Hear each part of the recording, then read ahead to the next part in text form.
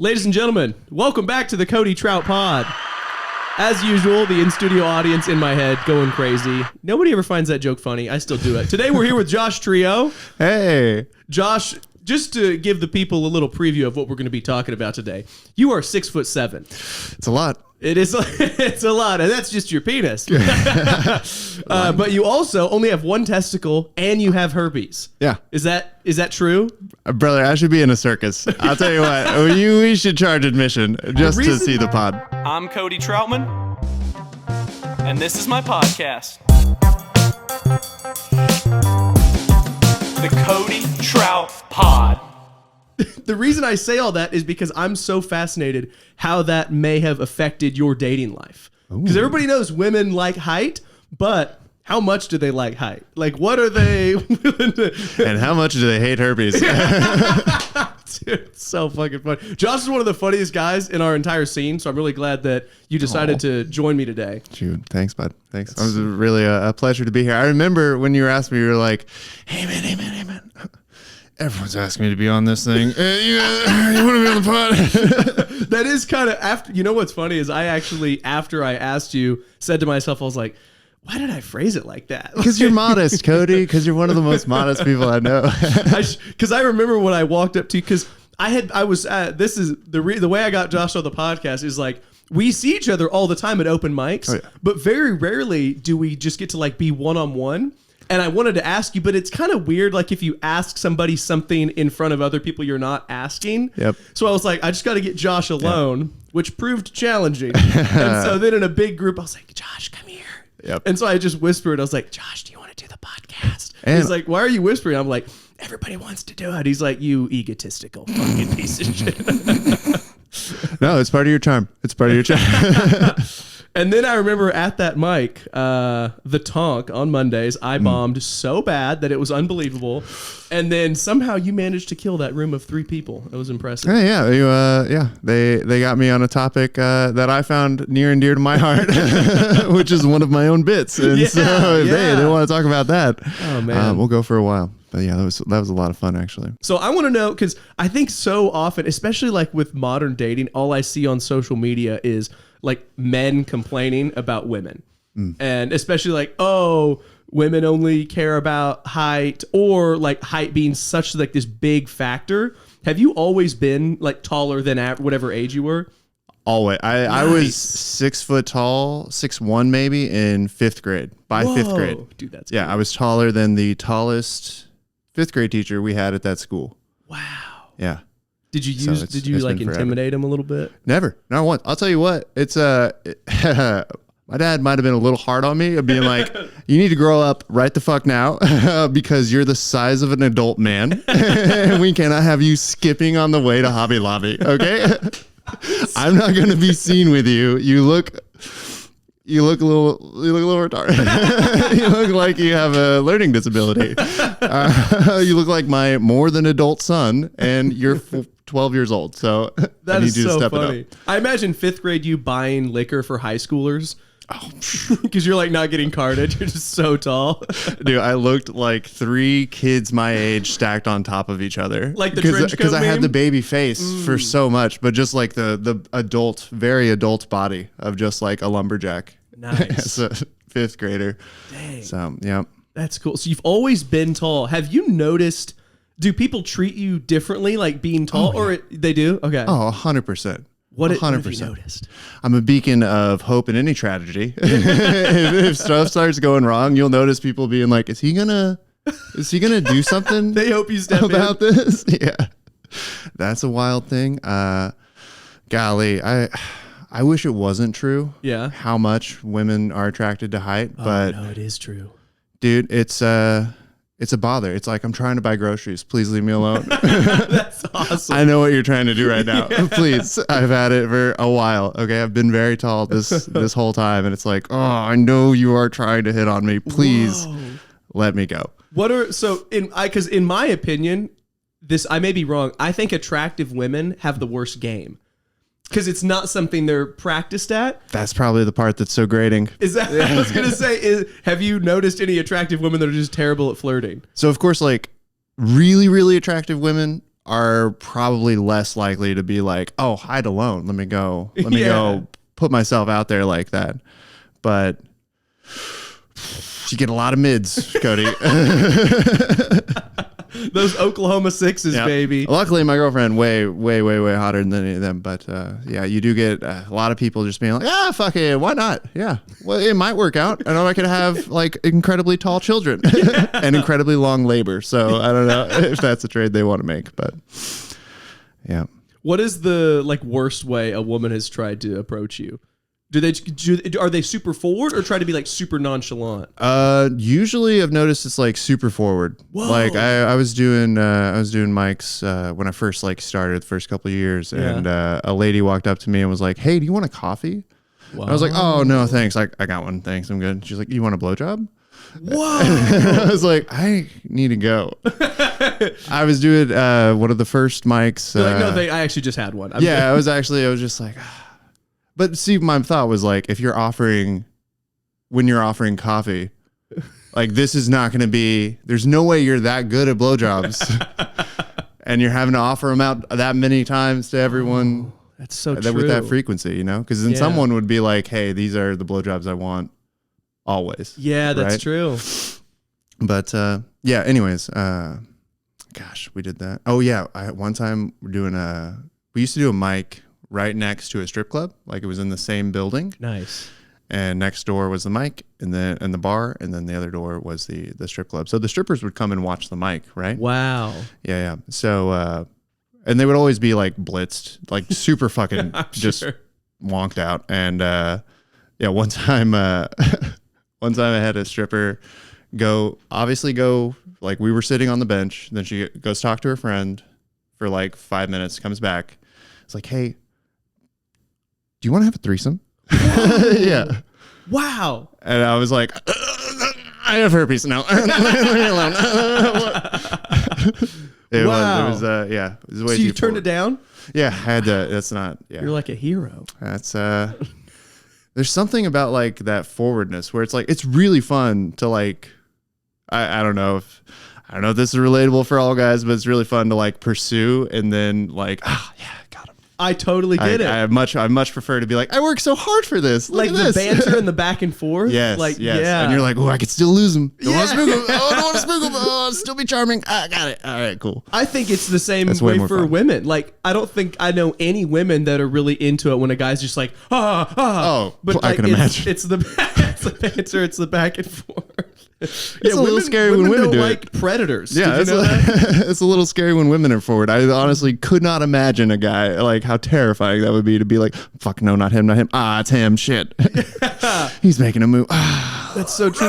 Run. You're saying it's uncomfortable when somebody smaller and weaker than you pursues you. Imagine like a large, strong, horny. You assume the women approaching me are smaller and weaker, Cody? Come on. That is very biased of me. You probably got some 7 foot, 300 pounders. Yeah, that's a good point. A lot of women have like a minimum height requirement. Do you have a maximum height of like, or are you looking at 7 footers? Like, let me climb that. Oh no, I've done. I think I've never done anyone tall. Like, never been in a relationship with anyone taller than me. That would be hard to find. Yeah. But over 6 foot is like not. That's cool. That's cool. It's amazing that you got that far. Yeah. Yeah. The like, what would be the right for like? There is something attractive about like a big bitch. You know, I think that. A big meanie, huh? Yeah, I like that. Maybe we might just be getting into my shit here. Yeah. You're tall. You're tall too, Cody. I don't know if you knew this. I'm tallish. You're pretty tall for a guy. Yeah, I'm tall enough. Imagine before I transition. Yeah, I know. You're gonna be huge for a lady, dude. No, I'm like, but I wasn't always tall. So I kind of experienced both sides of that's right. I saw your parents. Like, my dad's 5'8", absolutely. my mom's 5'5". Yeah, they're not that big. No, we thought I was going to be short. Dude, my mom's 6'4". Your mom is 6'4"? My mom's 6'4". Holy shit. How tall's your dad? 6, well, okay. 6'3.5".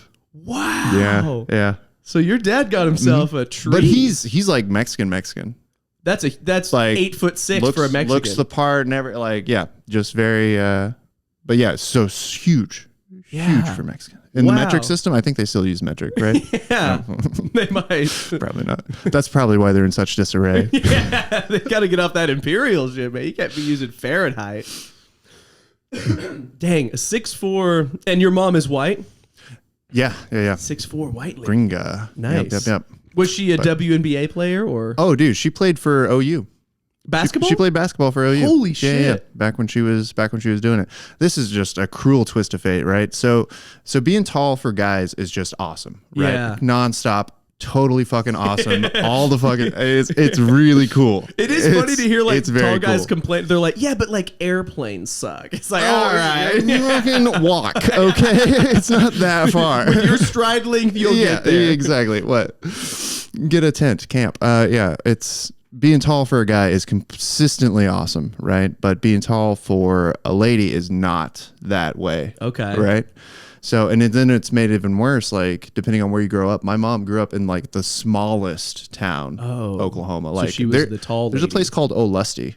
Never even heard of it. Yeah, exactly. No one has. It's like a graduating class of 6. Oh my god. Okay? So, imagine you're a very tall girl there. Yeah. Right? Like that's going to be nonstop because they're going to be like, oh, we don't know anything else. So it's like our worldview is so tiny. Be like, whoa, but mom, pa, my dad's taller than my mom. How could you be? I don't understand how you could exist. What's going to happen? But then you have to grow up as that right? So then you go Yeah. to school in OU and that probably like opens your worldview a ton. You're like, oh, this is okay because there's more people in the world. But when your world's really small, it's probably devastating, I would guess. Yeah, and I think it like when you're a kid or like a teenager, standing out in any way is uncomfortable. Yep. So especially like for a girl growing up, she's just like way taller than everybody. Yeah. There's nowhere to hide. She's just like, God damn it, this is it for me. Yep. So her high school basketball team was her entire class, pretty much. Everybody had to suit up. Yep. Like Dang. you're playing clarinet on the sidelines when you're not on the court. So Yeah, she's like hitting the cheer, playing in the band, sinking a free throw. Man, that's cool. Yep. I She's played helping clarinet coach. in middle school. Did you as well. really? Yeah. The random aside, I was cleaning out my parents' attic and I found my old clarinet from 7th grade. So I took it to the music shop to like get serviced and cleaned up. Mm-hmm. And it was really cheap. They were just like, yeah, it's fine. Just needs a little, And so now I'm trying to relearn how to play it so I can play it on stage. Getting back on the reeds, huh? Yeah. Ooh, putting some corks back on those pedals or I whatever. did. I got them all called. recorked on the Nice. pads. I got new reeds. I've lost all the skills, so I've been watching YouTube videos. But if I can figure out how to play it, I will bring it on stage. Dude, what is it? Careless Whisper? Careless Whisper, what's that? That's the one I need to learn? You'll figure it out. Okay. Yeah. The only clarinet gonna song be I so remember cool. is Hot Cross Buns. That's a jam. That's a jam, dude. That's a good song. Yeah, a lot of people like Hot Cross Buns, That's the man. middle school band jam right there. Yeah. Okay, so you're a tall guy, a lot of benefits to that. But one thing, I didn't even know this about you until like a few months ago. You have only one testicle. Yeah. That is fascinating. Born with it too. It's not like born with just one. Yeah, it's not like whoa, what happened? Because Cancer. yeah, right. Like, dude, we had kids in high school that because we went. I don't know if you went to like a big high school. I went to a 6A high me school, too. right? So like graduating class, 600 people or something, which is big for Oklahoma. Yeah.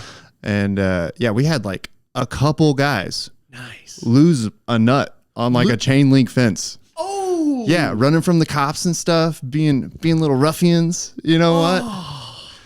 And man, did they get flack in high school? Like, oh man, that was rough. Because everyone knew, right? That's all anyone's gonna talk about if it happened at work. That's all you would talk about if you're amongst your coworkers. And yeah, man. Yeah, if you're in high school and you have a genitalia related injury, that is what's going to be talked about until you graduate. Until you graduate life, I'm betting. Yeah. That's a life sentence there. So, and you said it happened to more than one person. Yeah, we had like a couple guys. They got their scrotum, I'm assuming stuck on the top of the fence. So they're like crawling. So they're over the fence, right? It's like making my skin Yeah, crawl. they don't do it the smart way where they're like hoisting their body over. They're like getting on top of it and then rolling over. And I'm assuming that's when it's happened. So. Oh, God. Yeah. So if it, Yeah. I think it's lucky they only lost one testicle. I think it's lucky I have a testicle. How about that? I think that's the lucky part. Yeah. That's true. But yeah, lucky those guys, I guess, that they got to keep one. Yeah. I don't know if they deserve them, you know, given a after spare. using them that way. Yeah. You know? You have to be more careful. I'm so much more careful. Oh my you don't have a gosh. spare. Yeah. Do you think if you were born with 2 testicles, you would have been like 7'4"? I might have been. What were We'll you come gonna back to say? that. Yeah. So in elementary school, I distinctly remember now, my mom called the elementary school because a giant girl named Shanda would kick me in the nut. Oh God! Like on the playground as like a part of her playtime routine. And it wasn't like I was like, "Hey Shanda, let's go again. It's Tuesday. Go for it." She would like find me and then be like, "Ah, God." And my mom had to call the school and be like, "Hey, listen, my son only has one precious testicle." As if and you had 2, cannot it'd be allow okay. her to do this. Yeah. Wow. Oh, yeah. Did the school That's funny. intervene? Not like directly. We were in like 2nd grade, you know, like what are they going to do? Hey kids, I'm sure she might've got talked to, but Yeah. I wasn't involved in any of that. Yeah. How does a school guidance counselor like talk to a 2nd grader about their penis? I mean, Yeah. that's a minefield, right? Exactly. Talking to that lady, be like, hey, he might want to use those sperm one day. And she's Yeah. like, what? there. Sperm. His gonads, you know. I also love the idea of your mom. Like the implication is that if you had 2 testicles, kicking would have been fine. Yeah. You know? Use them like a speed bag. It's fine. So born with 1 testicle. Okay, I have some childish questions. No, go ahead. Is the 1 testicle? Did you ever find out like what it would just like the second one didn't exist, or was it the 2 fused into 1 testicle? Dude, mega testy. That's what I That wanted would to be know. cool. Do you have 1 big nut, or do you have like 1 regular sized? I don't even have the dominant nut. Oh Yeah. Okay. Which honestly, thank goodness. Imagine how aggressive I would be on 2. Yeah.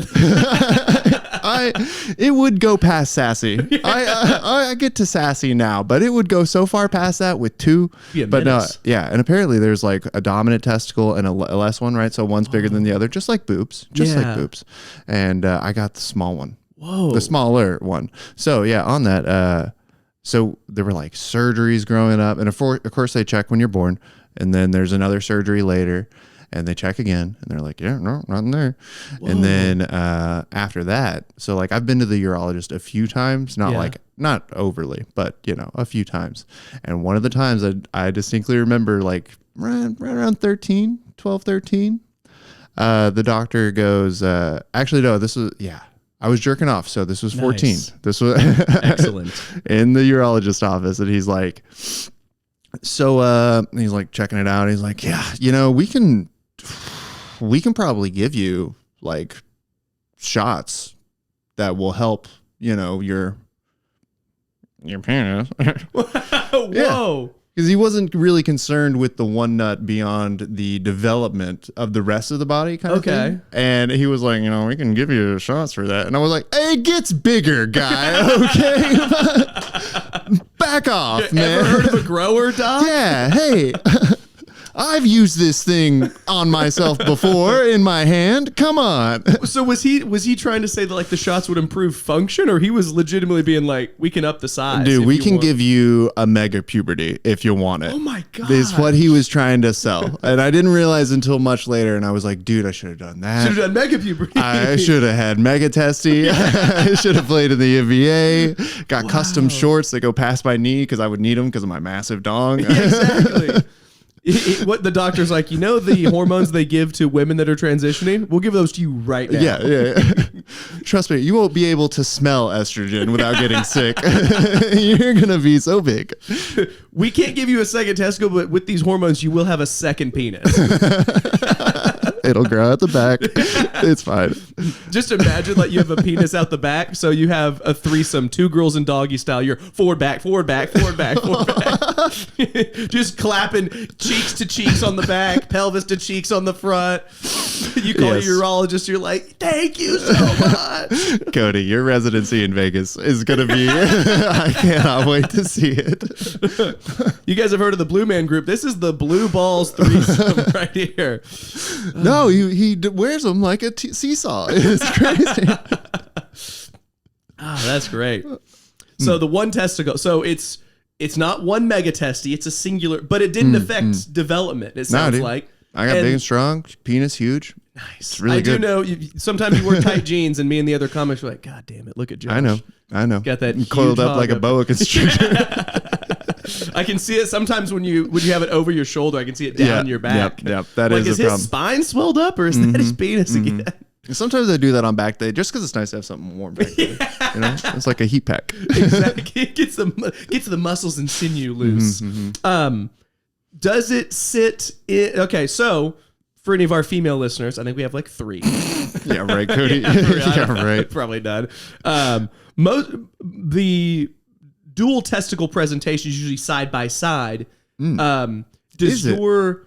I thought it was front and back. But sorry, go ahead. No, go ahead. This is very interesting. I always thought it was front and back. Mine personally sit side by side, and then the penis will rest in between. Oh, well, we all have our afflictions. Yeah, maybe that means my nuts aren't big enough to go front and back.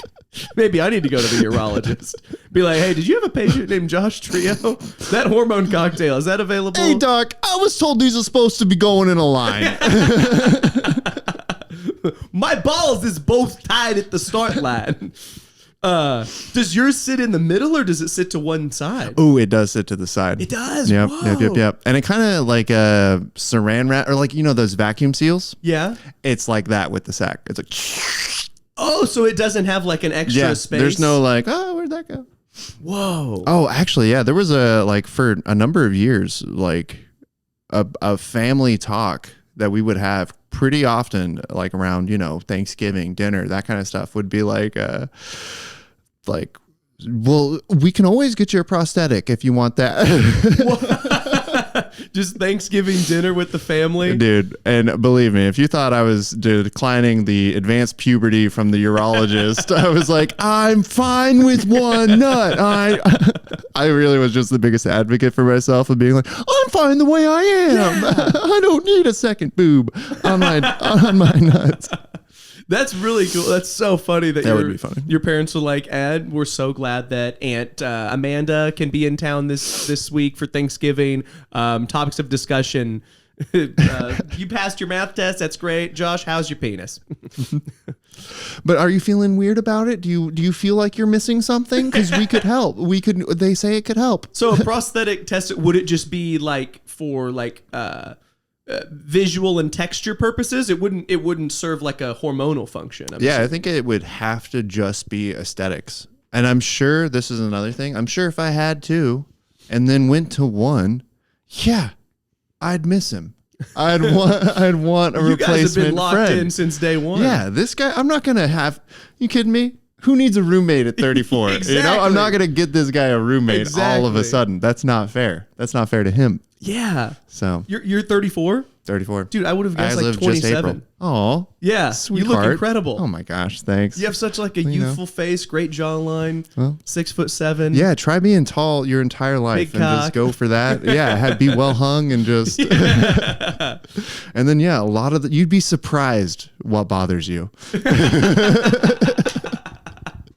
Yeah, that is true. What is your biggest obstacle in life? I mean, doorways that are different heights, long flights, long shorts. I need them. That's true. Here's a question. Like if you're on a plane, a lot of people like the window seat. I'm an aisle seat guy because I feel like I can have one leg out in the aisle. What is your preference? Exit row. Exit row. Yes, sir. Every time. That's the... Even if you have to pay a little extra? Oh, yeah. Pay whatever you have to do. Yeah, that's smart. That's true. Because not only you have very long legs too. Like you have the power build. Yeah. Ready to squat right now. You are at the bottom of a squat. These couches are very low to the ground. I apologize about that. The reason I have these couches is one of them was a gift from a friend because he had an art studio that he was going to clean out and redo. He was going to turn into a porn studio? Yeah, and so he was getting rid of this one. And I was like, well, I'll just get a matching one. And I found this on Facebook Marketplace for like $40. So I got this one. And they are very low to the ground. It is very funny to think of your friend being like, yeah, I got an art studio, and I think I'm going to turn it into a porn studio. For real. How come they always buying black couches? White couches, you never see the mess. Well, I have, since I initially like tried to put this studio together like 4 years ago, I had the couches in here. And there have been a couple times where I would have like a date over and they would see this and they're like, what the fuck is this room? Yeah, 100%. Because the podcast didn't exist yet. I just had these couches, the black curtains, and they're like, what are you doing? I mean, there's drips on the lettering behind you, the very Come Town inspired. Yeah, just, do you know how many comes it took to write these? That is for porn.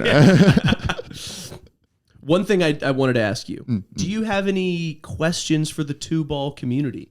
Because you've been rocking one for life. Yeah. Not now that we cleared up the vertical, horizontal and maybe alignment. It's just mine or horizontal. It could be. You seem a little off. But Yeah, remember that. They might be just so small they're sitting next to each other. As far as balls to the wall, that's just an expression, right? I hope so. I've never been able to get mine to the wall.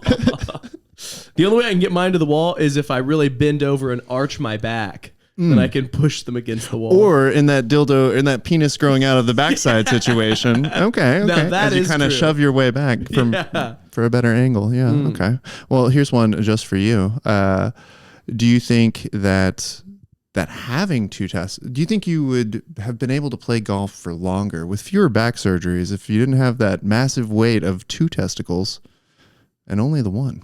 Actually, probably so. Yeah. There is something kind of related to that is when I was 13, I had to get surgery on my right testicle. Oh, what? I had This is why. Well, okay. I was like, this guy's really asking a lot of questions about my nuts. It's a little weird. But okay. So one thing I what do happened try to yours? do on this podcast is I try to ask people questions that others might have wondered, but were too polite to ask. Oh, yeah, I hate polite people. I try really to do. ask questions that are kind of uncomfortable. Like I asked Justin, he was on last week. I asked him all about like what it was like being a Pentecostal evangelist and trying to produce miracles. And afterwards he was like, wow, we got really into that. I was like, yeah, that is what we Also, do. I saw that episode. I feel like if Justin just went to a Pentecostal church in Denver, he would be to have like the most friends. You know what I mean? Like it's a probably hit. just the people that he hung out with at here. it really his is. real issue. He's like, yeah, actually, Oklahomans suck. Oklahoma Pentecostals, not my favorite. He would go to Denver or like a Colorado Pentecostal church and they'd be like, yeah, we don't even let you preach if you're not stoned. You have to be Dude, he high. could probably spend 2 weeks in a Denver Pentecostal church and lead the entire community. He really could. But so this surgery, so I had a hernia in my like right hip and it was from like golf or was I 13? Yeah, somewhere around there. It was like the golf swinging had something with my hip had created a hernia in my hip and it was the muscle, it like attaches near your You testicle. don't have to keep doing that act out. I mean, I get it. Yeah, that, You're just like, right, just sawing my penis in half. Here, actually, it was, I think. Let me actually, if I just get my cock out, I can actually I can show you guys. Yeah, I'll show you the scar. I do have a little scar. It's very, very manly, very cool. But they had to actually go into the right testicle because I guess the testicle has like a little tail that connects it up through somewhere. I'm not quite sure. And they had to cut that off. And They had to trim your tail. yeah, they had to trim my tail, and so I had surgery on my right nut, and it still hurts sometimes. It's Dude, kind of I weird. bet. Yeah, Yeah. The memory alone Yeah. hurts me a little bit. And I didn't even have to. I have distinct memories of I only had one pubic hair at that time, and it was on the other side, and so the doctor was like, you know what? Usually I'd have to shave everything. We can leave it. I was like, thanks, doc. Speaking of one pubic hair, I remember when my first one came in. Yeah. Because I did have surgery down there also, like for the looking for the testicle, right? So I had stitches like on my like crotch area as a child, like, and that of Can you course. do that for me one more time? Oh, I see why you do this. Actually, Yeah. excuse me. But no, so I had stitches, and when I got my first pube, I distinctly remember like I called my mom in to the room. I was like, I think one of the stitches from the surgery 4 years ago is coming out. And it's really long. Yep. Ended up yanking that one right out. Really? Yeah. Whoa. Yep. I thought it was a demon, dude. Wow. I thought it might have been. I was like, oh no, this is a surgical malady, and it's either this or the hospital. Get this thing out of here right away. That's so funny. Like you start growing a hair, and your first thought isn't like, oh, it's the hair that everybody gets there. It's one of the stitches entered my bloodstream and is now resurfacing, and it's probably like a mycelial network where it's already infested my entire body. I'm just pulling out the fruiting body part of it. Yep. Man. That is probably what happened. Yeah, it was pretty traumatic, but we got through it, you know. That is wild also that pubes just come in, that first one's by itself. Yeah. It shouldn't be that way. He's kind of checking really it out. Shouldn't be that way. All the other ones under the surface. Yeah. He's like, oh. Because now it's like a 5 o'clock shadow if you shave. And right, but why, it couldn't have been that as a kid. You couldn't have gotten like a 5 o'clock shadow into like a big beard of a pube situation. No, it had to be just boing. After you pull the first one, what's your thought when the second one comes? Are you like, oh my God? They came in more groups. It became more obvious immediately. Okay. The mystery was solved. I was like, oh, this is, that from the books. Yeah, okay, yeah. All right. Yeah, I get that. That makes sense. That's great. It was the one on its own that I was like, oh no. So with the one testicle, I'm still on the one testicle. I apologize. We can move on if we need to. No, it's fine. I got a lot of room down there. It's not going to squish me. I feel like maybe I'm trying to think of like when you're dating somebody, do you like have to say like, hey, just like, because I have a couple friends that are uncircumcised and they said like, hey, the first time I hook up with a girl, I usually just tell her like, hey, listen, it looks a little different, works just the same, or do you even mention it? It looks a little different. It looks like a monster, dude. Yeah, they're freaks. Talking about me in a circus, you'll be right there with me, okay? The disappearing penis. Hood. No, it's so actually the first time. So I've had a very lucky life, right? So the first when I lost my virginity, that was of course one of the big things, right? Because everything, especially sexual, is just like, oh no, like it's the worst if you're different in any kind of way, especially until you like kind of like rip that band-aid out, like till you actually are intimate with someone, and then it's like, oh, these are like my own hang-ups kind of thing. So like as soon as that was dispelled, like 17, I think. Nice. Yeah, it was like, oh, I literally with that partner was like, so I only have the one. They're like, oh, I mean, you've told me before, but like it literally no difference whatsoever. Nice. And I was like, oh, okay. And of course, like that was like a little vulnerable moment. Probably it could have shaped, I'm sure, the rest of my life in a negative way. Big she time. Was like, oh! Yeah. What the fuck is it? Well, that's really cool. Though. Yeah. So then, after that, I was just like, oh, okay. So I couldn't even, it's up until that point, it was like, I couldn't even fathom the chance that someone might not notice. I was just like, oh, of course they're going to notice. That'll just have to be a thing. Thank God my dick works. Like, it was just like, this will have to be a bridge. And then that first time it was like, oh. It's like not a big deal. What? God, you mean like there's a chance I could live the rest of my life as a normal person? Like, yeah. It was, so you had been kind of stressing about it because it was something like you hadn't ever experienced with a partner before. You were kind of stressing about it, and so it felt like a weight off your shoulders. I guess, but it's not stressing about that any more than like all the other things you stress about at that, like at that age and like in those kinds of relations, like when you're first dating, when you're first getting to know some, like that is, and you're getting to know yourself more and that kind of stuff. Like that is just such a pivotal time, and everything is like a big self-conscious thing. So it was really just like, oh, one less thing on the board. Yeah, that's to be true. Like worried about, be like, oh, good. I can still worry about my giant tits. I can worry about my my ugly belly and my weird legs and my butt fat, but like at least not this, you know. This one specific thing, dude. That's cool. And I wonder because obviously women don't have penises. They don't. Careful, Joe or Cody. Sorry, Cody. Oh yeah, I guess that's true. I'm not trying to make like a trans joke. I'm just saying easy, man. Come on, I'm not getting canceled in your fucking house. You're right. But like most biological women don't have a penis, so they don't even know what it's supposed to look like. It's so fun to put people in that I know, situation, by the way. But the idea I'm trying to convey is that since they don't know what it's supposed to look like, they probably aren't gonna be weirded out. Like they would think it was way less weird than we would. Dude, I'm sure it's a similar vein of like if you have like beefy lips. Yeah, like if you got a fat pussy. I'm so sure it's something like that. Yep. Well, it's not neat. It's like no one could care. Like believe me. But that's that's yeah, funny. I do. I have heard that from women before, that sometimes they can get self-conscious about the visual presentation of their vagina. As well they should. Let's keep them in line. I'm kidding. I'm like, listen, as far as visual presentation of a vagina, if one is being visually presented to me, I am happy. I'll tell you who hasn't had it hard enough. Women. All women. But no, that is so true. Like when you're growing, everything just feels awkward. Like I didn't lose my virginity until I was 25. I have a joke about it. Yeah. I'm glad you're clearing that up, because I was always wondering about that. Like it's a fun bit. It's a great premise, and it's like a unique like telling, and people are gonna like, it's interesting. So I always was like, but you know how comedy is, where it's like how much of this is actually like any amount of truth, and how much of this just like The only part of that whole bit that's not real is the 30. Like I say, I haven't lied that I'm still a virgin, but the part that takes place in the future. That's the not real part. It could be. I could reverse it. But the rest of it is true. But I just remember, because I had waited so long, I was like very self-conscious about everything. I was like, oh my God, I can never do this. Dude. And then, sorry.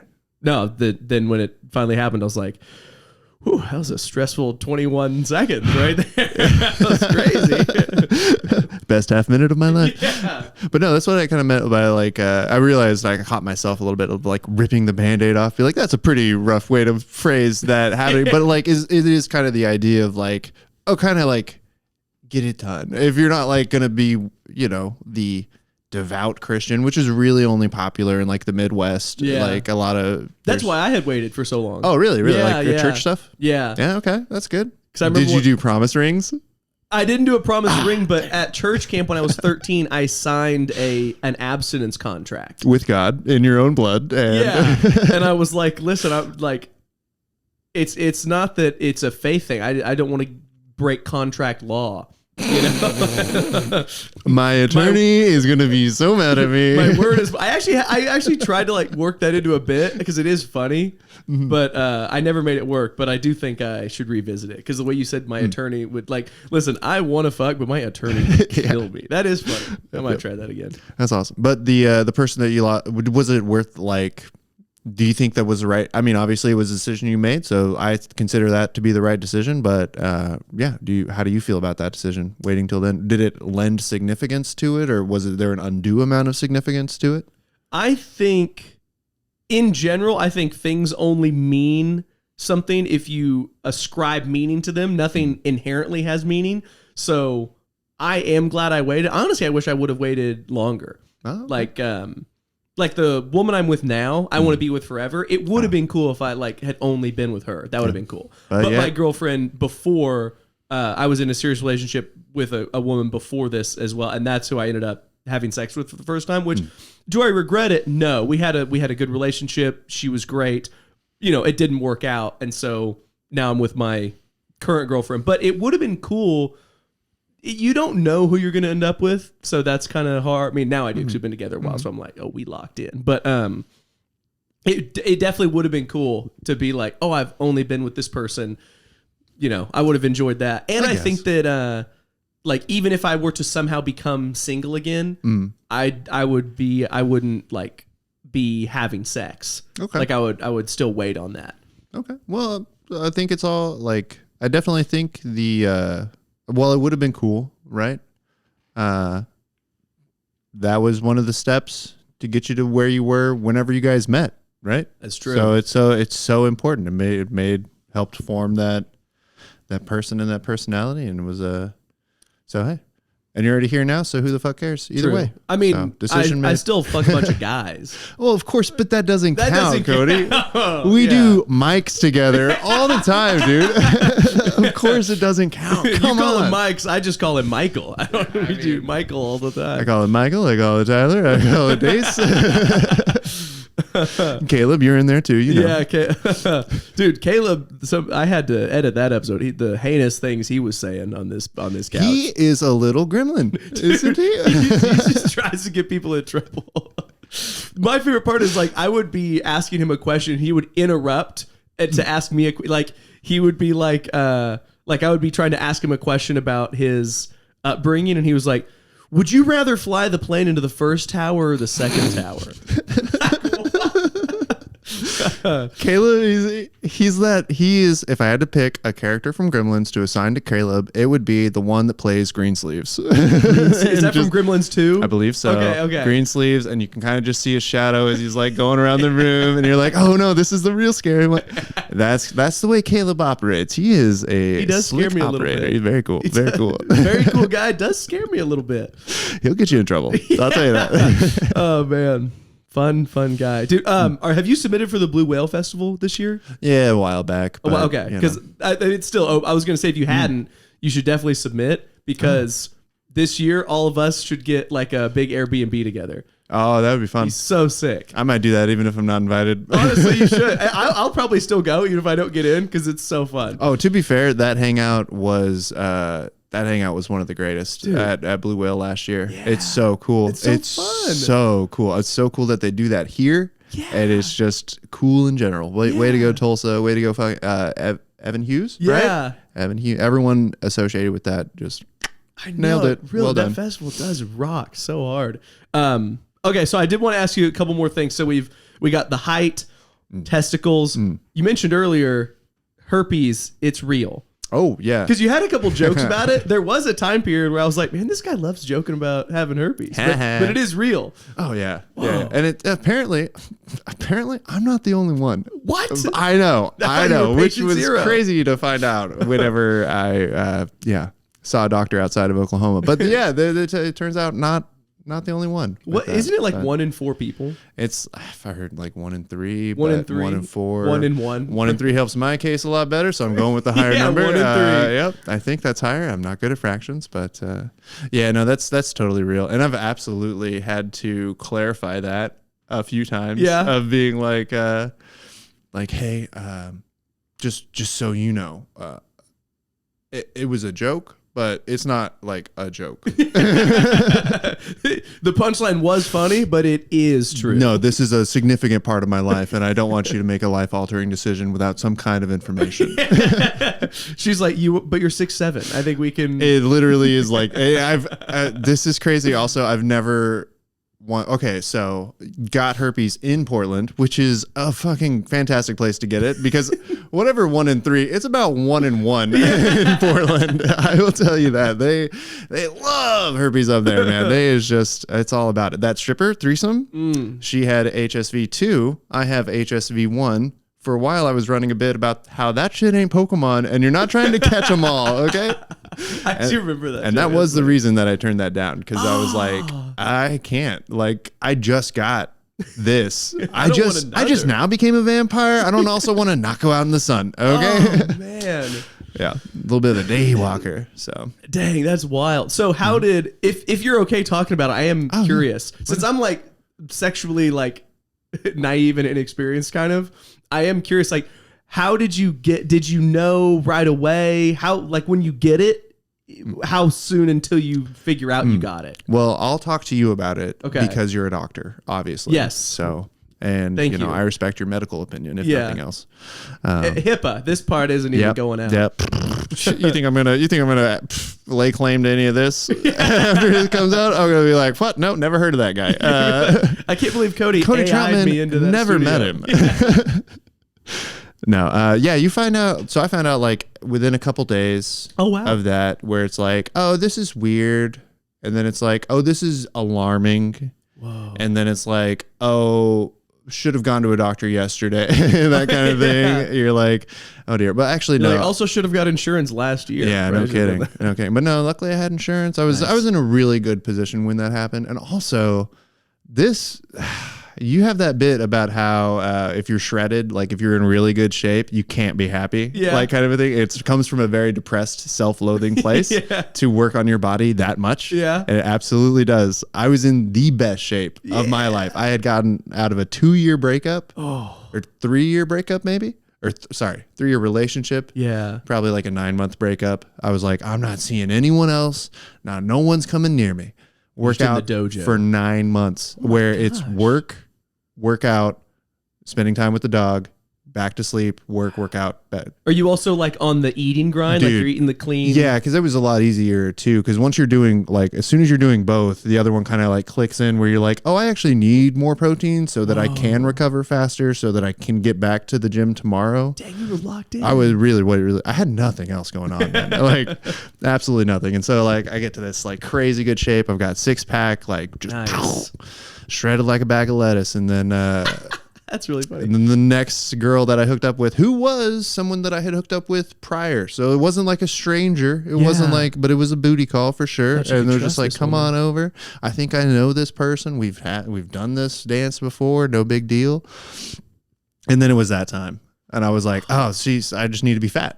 I just need to be fat forever. There's no point. So she had picked it up in between and gave it to you. I feel like that's really rude. To find out that there was a chance that she was fully aware. Oh, she knew without moving. Yeah, without saying a word about that. Yeah. It was this whole like there was obvious. I'm very much like I said, 6'7", huge dick. Not a lot's gonna bother me, man. It's okay. It's a blip. This had to be a bummer, but it was like, man, you knew, you had a semblance of knowing. You knew that was a possibility. Even like, come on, man. And also, this was how like I knew she knew. I found out later that she was sleeping with other people, not like during the time we were together, but later on in like life, and was upset that she had already slept with them a couple times and hadn't told them. Oh my God. And I was like, you can't just keep being horrible and expect anyone to feel sorry for you. What no, absolutely not. So, and then I was also like, well, that's clearly a bit of a pattern to be like, this is probably not an isolated incident. And it probably was one of those things where it's like, if nothing happens, great. If something happens, oops, my bad. Was kind of the outlook. And I was like, well, that'll never happen to anyone else. So now, of course, before I like am in a relationship with someone, back when I was dating, before I would like hook up with anyone, you know, I would make sure that they watched every one of my podcast appearances and made sure that they heard me talk about this at length. And no, it was, so, you know, just let them know, obviously. But in Portland, it was curious, like, who cares? Do you let them know like first sentence of first date? Do you let them know like right before you hook up, or is there like a moment in between where it's like, we've been out a couple times, I should let you know? Like, I feel like when to let somebody know would be a challenge. Oh yeah. So let's see, I would do, and this is all like, of course, like back when it was relevant, when I was dating and right stuff. Right after we had unprotected sex. No, yeah, right. Tell them. What? They'll find out. Yeah, believe it. If they need to know, they'll know. No, usually it would be like when I was dating, and this was particularly relevant in Portland, right? Because as soon as you live in Oklahoma, you have a relationship. That just it's part of getting in real ID. You know, they make sure you're in a relationship with someone, and there you go. You can drive. But no, up in Portland, it was like I'd be either like come to a show if you want to, kind of thing. If it was like something where I was like, oh, I've really got to like this. if there was anyone at any point where I was like, ooh, telling them might be a deal breaker, I probably wasn't going to message or hang out with that person in the first place. You know what I mean? And it's not to say like, oh, you have lower morals or standards are not as high kind of a deal, but it's like you kind of, especially up there, it was very quick to get a vibe of like, oh, this person has like an open mind about stuff, or a realistic mind, I think is probably more, because open is like, oh, how many people do you want? Are you dating at a time kind of idea? But just like a realistic sense of like, oh yeah, this is a fairly common, who cares? Like, you're not having an outbreak now, right? So we're golden. Like, it was kind of the mindset. But if it was anyone that would be turned off by that, I wouldn't want to waste their time with it. Kind of. Gotcha. So 100% disclosure success rate. What? There we go. But no, it's usually like at the beginning.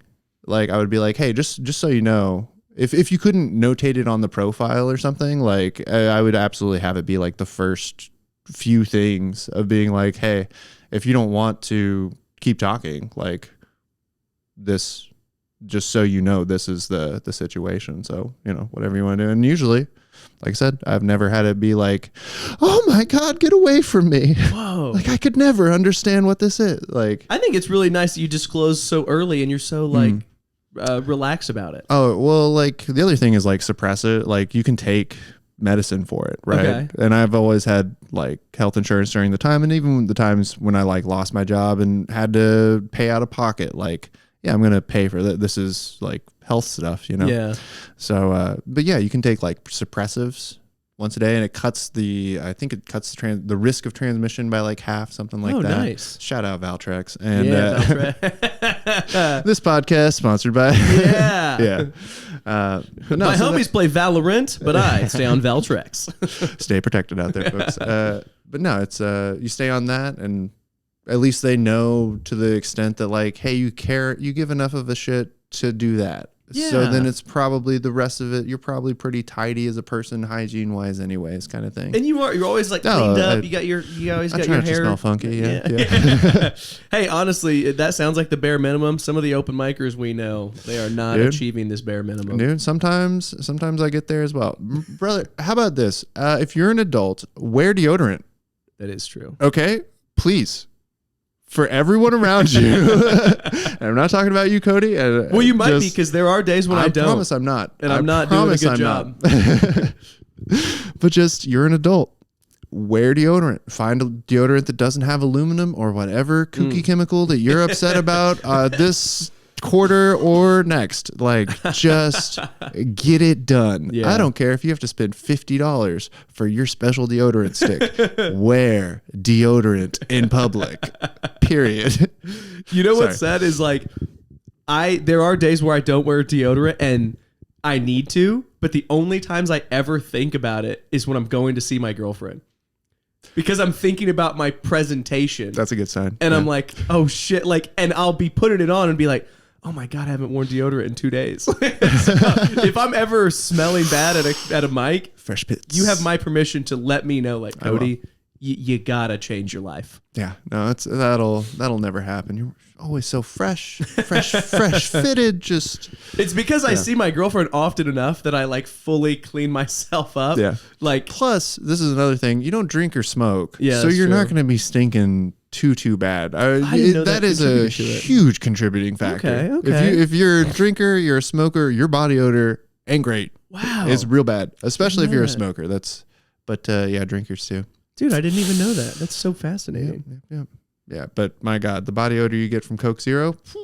Yeah, I honestly, it is poisoning my body. It's like elephant dung, dude. It's no, like, I'm sure that not drinking alcohol does help my health in some ways, but whatever benefits that I would derive from that, I drink enough Coke Zero where I'm gonna die just the same time as everything else. It's not. It's more just like the fear of losing control of my actions and autonomy. No, it's I wouldn't pay anyone who gives you any shit for that any mind, right? Because it's a wild thing to be upset about, I would think. Yeah. If someone's like, how dare you don't know the depths of your ugliness, is like, yeah, good. That's a good thing. That's A-okay. I'm fine with that. Most actually. friends don't really care about it. It has affected a lot of relationships. Actually, Yeah. even my current relationship, it affected, but in like a positive way. Well, that's good. Every other relationship, it affected in a negative way. But my current girlfriend loves it. So Yeah. she thinks it's cool. She loves that I'm addicted to Coke Zero. Very noble. One of the noblest guys I know, Cody Troutman. Nobility. That is my number one calling card. That's what people tell me after a comedy set. They're like, listen, it wasn't funny, but you are noble. God, what you do out there is just. You know that joke I have where I say like I want people to stop telling me I'm being brave. So every time I do that, especially at a show, all the audience members think they're like the most clever audience member to ever come to a show. What do they do? Do they? Hey, you were really brave up there. I'm like, you got me, didn't you? Dude. Haven't heard that one before. Last night, or no, 2 nights ago at that Looney Bin audition finale show, Curtis's grandma was there. Curtis Newsom's grandma. And she was standing right next to me, and she leans over to Curtis and she's like, hey, watch this. Then she goes up to me and she's like, hey, you were really brave up there. And his whole family's like, oh, oh. And I was kind of laughing. And Curtis is like, damn, she got your ass. I was like, what just happened? Dude, it's so nice to know that whatever is wrong with Curtis, that it's genetic. His family, they were just like him, like very Curtis, loud, very out there, but like very cool and kind. Like, oh, of course, yeah. Like Curtis is deepily good people. You could tell. Cool You could dude. tell that guy has a compass on Such him, a and cool he's good people. He's good folks.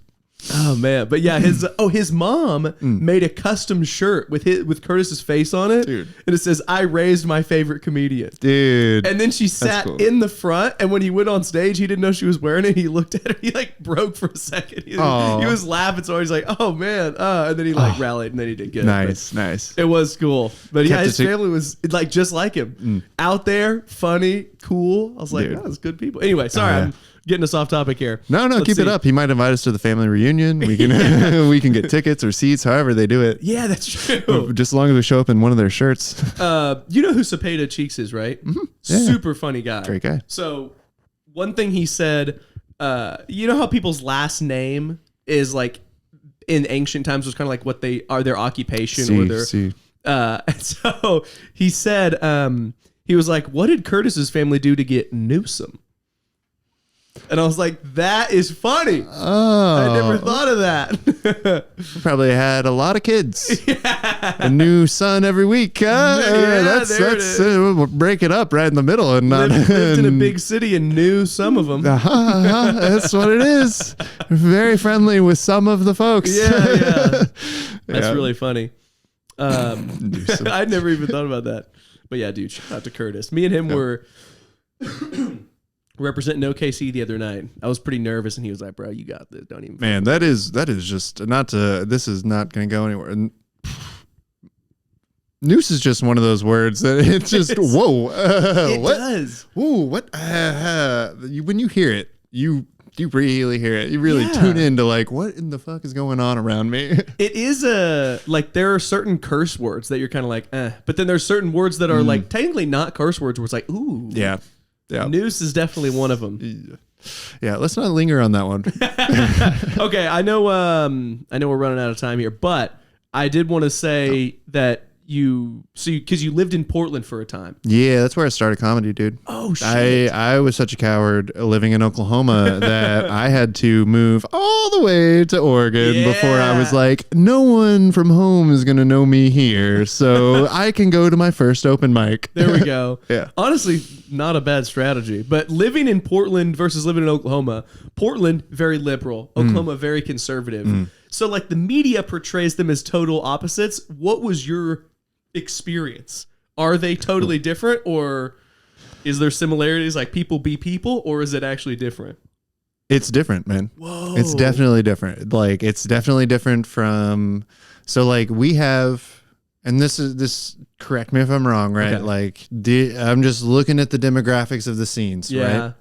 We have a probably 80 maybe percent predominantly just white guy. Yes, Comics. definitely. Like, that's all it is. Not to say like just white guy, right? The vast majority. I hate politics. I'm not going to get into that. Like, but no, it's most of them fall into that category, right? Yeah. Of just, it's a lot of white guys. And that's probably the case with a lot of comedy scenes where it's probably predominantly white guys because we do comedy in the United States, and that's just the breakdown of demographics around, right?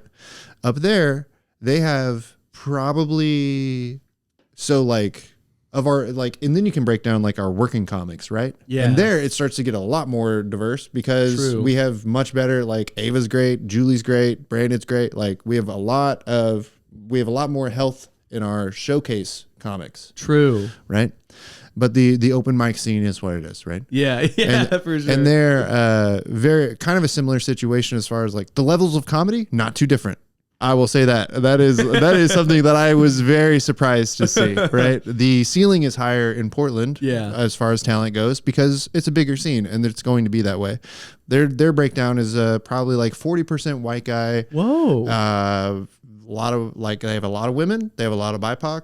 Wow. Yeah, a lot of like they have a very healthy scene. That's wild. I will say that I miss that more than anything, right? Really? Because it's so nice to hear a breakup in just like, aren't women dumb? Yes. I'm so smart, and but other people are dumb, and I'm. You guys like video games?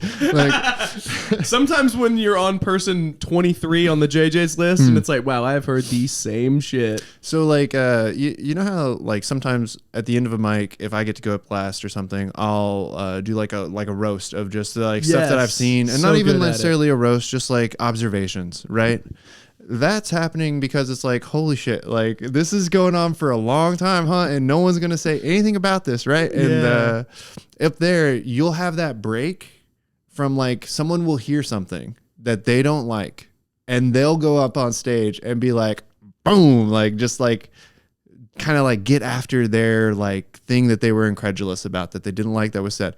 But that is so fun because it makes your comedy be like, if you're the comic that someone said something about, you can take pause and be like, oh fuck, I didn't realize I was going to bother someone, but hey, now I know. Yeah. You know, I'll keep it in mind. Maybe I'll change a word or like think about it at least. I'll be prepared for if that happens again. So true. Like that way, at least you have the autonomy to be like, okay, if I'm going to continue telling it this way, I have to accept some people aren't going to like it. Yeah. Or I can make a tweak if I want more people. So at least you can choose. Yeah. You hear more dissent up there because there's a lot more diversity of perspective. Is probably the situation. Wow. So there is so it's just more diverse in demographics, more diverse in like ways of thinking, I guess.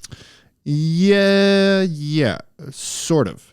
I wouldn't say so diverse in ways of thinking. I would say it's primarily diverse in demographics. Gotcha. Like there was actually a time where like I had to do like a jokes for your supper kind of deal. Like it really wasn't even that. It was just a mic where they were like, here's candy. If you make fun of the candy, you get candy. Hey, right. So I made fun of all the candy bars because I was very hungry. Yeah. And did M&Ms, and I was like, ooh, M&Ms, all different colors.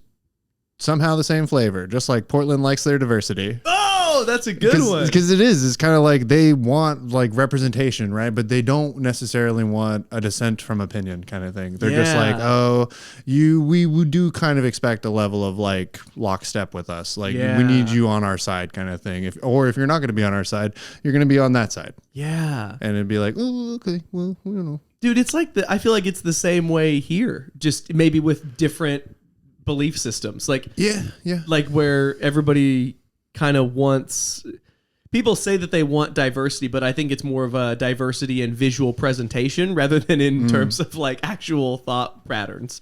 No, I think that it's true, and it was frustrating up there too because I was like, oh, this is like supposed to be the bastion of it, you know, like it feels like it's like we're supposed to get the flagship one, you know, like this is where we should be doing all sorts of the craziest stuff, like and but like growing a dick on your back. Exactly. Balls to the wall, folks. That's what Portland's about. But no, it is really, really, really nice to be in like that bigger scene also.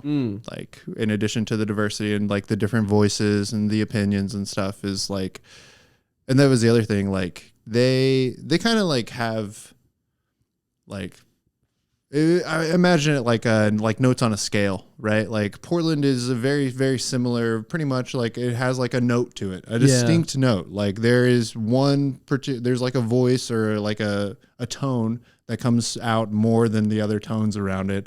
And that's the prevalent one. Here, there's a different note that's prevalent. Yeah. That's uninterrupted. That's like there as well. And not to say that either is better, but there is definitely like a vibe, I guess. Okay. That is pervasive in both scenes. And I really hate that word vibe, but that is kind of the thing. It's like, but within that note, there's just different people playing different like beats and measures of that note. It's not necessarily I like the musical like breakdown. Yeah. It's not necessarily a totally different song. It's not like, wow, where'd you come up with that progression? Yeah. It's like, of course you did because you're doing it here kind of thing. Like, Gotcha. Where it's like each scene has its own kind of wavelength, and people fall at different points within that kind of spectrum. Yeah. That makes a lot of sense. Yeah. So cool. So with I feel like that was a bad way to explain it, dude. No, that was good. I that makes a lot of sense to me because it's kind of like you have your basic demographic arrangement and everybody does kind of fall with somewhere within each of those spectrums. And if you don't, you're a little bit of an outsider, which is interesting. Yeah, but they have just so much room for outsider. You know what I mean? That is like cool. It's really cool to see that like the really healthy scene where it's like, oh, we have like our main mics or whatever, our core stuff going on and our core players, producers and things like that. But especially up there because of the size of it, it's like, yeah, but there's like 3 other things going on each night kind of thing. Cool. Like you could just never interact with those people if that were your that were your thing. That is nice. Okay, last question I'll ask you.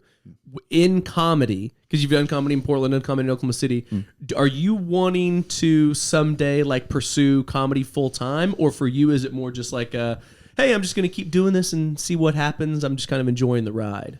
Oh, dude, this is at some point going to be the only thing that I get paid to do. Yeah. Yeah. Nice. That is the goal. I have that dream as well, man. Initially, it was like when I first started, and I even told the people up there in Portland, I was like, all I need to do, just make enough to where I can claim it on my taxes. Yeah. And that kind of stuff, and just be like, if I can just do this, if I just one step a little bit more and one step a little bit more. But yeah, I just this is the only thing, man. This is the only thing worth doing. When did you start, by the way? November 2021, so like 3.5 years ago. Okay, so I started June 2021. Yeah, I was gonna say I think we started like right at the same time. Mm-hmm. And so mine was right after the pandemic. Yeah. Right. And so during the pandemic, and especially in Portland, right, the lockdown was the serious business. Yes. It was the most serious, like the most uncomfortable. Like they asked a lot of the people that lived there while they were there. And it was during that time that I was like, dude, comedy is the thing. Like it really was like, and I kind of knew that before that I had wanted to do stand up, and I had a buddy who had done stand up, and he was like, hey, I think you might be our only funny friend. So I just need you to listen to this and tell me if it's good. And, you're like, first of all, you are right. I am the only funny 100% friend. correct. Yes. You know how to get what you want. It's with flattery. Well done. Excellent subject. Yeah. Yes. And then, fuck it. What was I talking about? You were just talking about how you got into comedy and you're like, this is the thing. Yeah. And it just absolutely, that was the thing during the pandemic that just kept me waking up. Kind of deal. Nice. Like that was a how was your pandemic here? Because it was rough. Yeah, I think in Portland they took it a lot more seriously. Here they didn't lock it down for very long. So, and that was at the same time when the pandemic happened was also when I had like my final back and wrist injury, and so I had to come home from Asia when I was playing professional golf over there, and so I was kind of going through a personal career crisis of like, dang, I can't do this thing anymore. Also, the world's kind of shut down. So I definitely just spiraled for like a year. And not my proudest moment. Didn't do much for like an entire year. And then I was like, wow, I'm kind of a loser. I need to like get my fucking life together. Dude, my life prior to, so it went like relationship breakup, and that was 2019, right? And then the 9 months of getting it together, right? Yeah. And then herpes, boom, December 2019. No. Cut to March 2020, the pandemic starts. My lease is up at the end of February. Oh, no. I move to Portland downtown from like an outskirt town to the middle of it at the beginning of March. And March 14th is like, by the way, we're going to shut down the buses for a couple days. So you were only in Portland for like 2 weeks before the entire COVID lockdown. Whoa. And it was after all of that stuff, and I was just like, oh, wow, I found it. A new low. I was going to say, it sounds like that little period was like, I think everybody has periods of adversity. It sounds like that couple of years was like your adversity. It was one of those times where it was like, oh, what really mattered? Like, if you had to do something, like, what was it going to be? And if you had to pick something, and then at that point, why not pick that? And why not go forward on that, you know? Yeah. That's, dude, I love hearing you get a little more serious, dude, because we were goofing around a bunch at the beginning, but hearing you talk serious about comedy, I really like it. Sad at the end. Now people are going to be asleep. No, I really like it. I think like starting silly and getting serious, like I that's what I usually try to do with how I order the questions too. Wow. Well, dude, thank you for coming on. This has been really fun. You're a master manipulator. I'd do this anytime. I will definitely have you back. This is a great time. Yeah. Josh, thanks again. Thanks, folks. Cody. We'll see you next week. Thanks for joining the Cody Trout Pod. Wow, we saluted at exactly the same time. I was trying to watch.